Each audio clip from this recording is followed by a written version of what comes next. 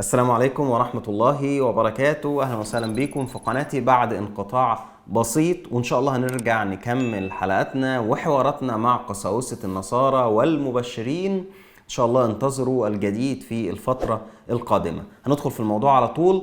ماكرون أخذ صفعة جديدة من مريم اللي صفعته من فترة برضو، وكنت عامل حلقة عن الموضوع ده في القناة هنا. يعني كده صفعته مرتين صفعة. طبعا الكلام ده غير البيض اللي بيقعد يتفقش في راسه كل فترة، او القفا اللي بياخده في الحقيقة، يعني مش مجرد قفا يعني، لا قفا بجد يعني. والفيديوهات دي كلها طبعا عرضناها قبل كده، لكن المرة دي الوضع مختلف.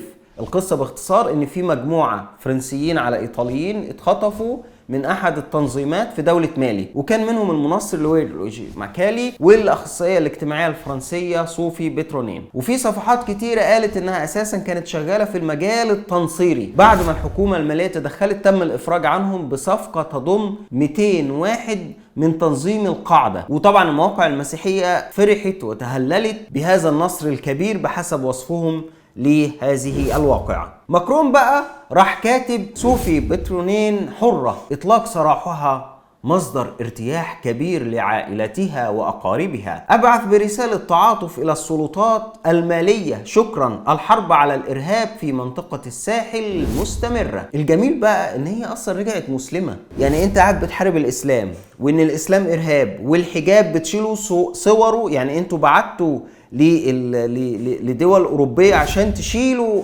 صورة واحدة محجبة من إعلان، والكلام ده اتكلمت عنه الصحف العالمية. بتشيلوا الحجاب، فهي راجعه لك بالحجاب، وطبعا ما سلمتش عليه لا بالايد ولا بالحضن كالمعتاد يعني بتاعه. مع العلم طبعا ان هو كان واقف عايز ياخد بقى الحضن وياخد اللقطه بقى، واوعى بقى انا اللي افرجت بقى وانا اللي جامد بقى وبتاع. المهم في الاخر صفعته وقالت ان اسمها مريم وليست صوفيا. Pour le Mali, je vais prier, implorer la bénédiction, les bénédictions et la miséricorde d'Allah.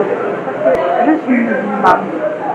Vous dites Sophie, mais c'est le mariage que je l'avais de. وطبعا الهجوم نزل عليها كبير جدا لانها رجعت مسلمه، ومسؤولين وسياسيين هاجموها بشده بسبب اشهار اسلامها. اتكلمنا عن الموضوع ده في حلقه قبل كده. وهنا انتهى الامر باول صفعه على وجه ماكرون من واحده مسلمه. الصفعه بقى الثانيه والجديده، ودي اللي هو لسه واخدها، يعني لسه واخدها طازه هو والحكومه كلها بتاعته، ان مريم ربنا يبارك في عمرها يا رب قدرت انها تخلع من فرنسا الجميله اللي مش متطرفه وتروح لدوله مالي الارهابيه. رجعت لمالي بعد ما ادت صفعة على وش ماكرون والمجتمع الغربي كله اللي بيصف دايما المسلمين بالإرهابيين. رجعت عشان تبقى ادت لماكرون وحكومته الصفعة التانية. فرنسا تسكت؟ لا، راحت منزلة بيان استنكار بسبب اللي عملته مريم، ونشروا موقع فرنسا 24 تحت عنوان تستنكر فرنسا عودة الرهينة السابقة صوفي بترونين غير المسؤولة إلى مالي. والخبر بقى بينقل عن المتحدث الرسمي باسم الحكومة الفرنسية، وقال إنها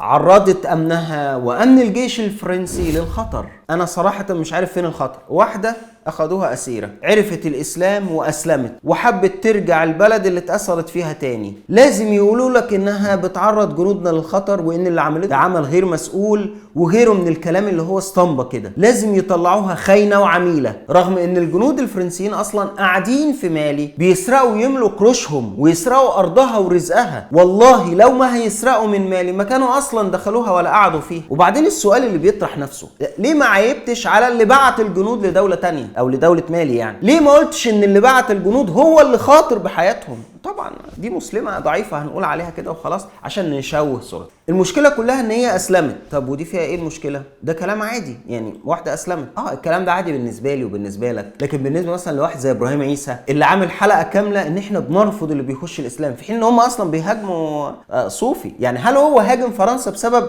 يا جماعة ما تسيبوها تخش الاسلام براحتها؟ لا، ما يقدرش يعمل كده. لكن هيعملوا ايه في فرنسا؟ هيطلعوها خاينة وعميلة واي حاجة يوصفوها بيها وخلاص. المهم ان هي ما تبقاش كويسة. اللي عملته مريم للمرة الثانية هي الصفعة على وجه ماكرون وحكومته بكل وضوح. واشنطن بوست نزلت تقرير تحت عنوان عادة رهينة من القاعدة إلى فرنسا، إن عودتها إلى مالي تثير الغضب. صحفي كتب في الخبر ده بيقول إن مريم عايشة في العاصمة المالية وبتروح السوق والناس عارفاها، وقال برضو إن ابنها قال إنها ما كانتش سعيدة في أوروبا وإنها عايزة تبقى في المكان اللي حاسة فيه براحة، يعني في في سن كبير زي ده. فرنسا ما يهمهاش الكلام ده ولا يهمها راحة الست دي، لا. طب ايه اللي يهمها؟ الست دي مسلمة؟ يبقى نهاجمها. ليه؟ اصل رجعت بالحجاب، يبقى ده ارهاب. هي دي فرنسا العنصرية الطائفية، وهي دي صفعة مريم لماكرون، وربنا يكتر من الصفعات على وشه اكتر ما هي كتيرة اساسا.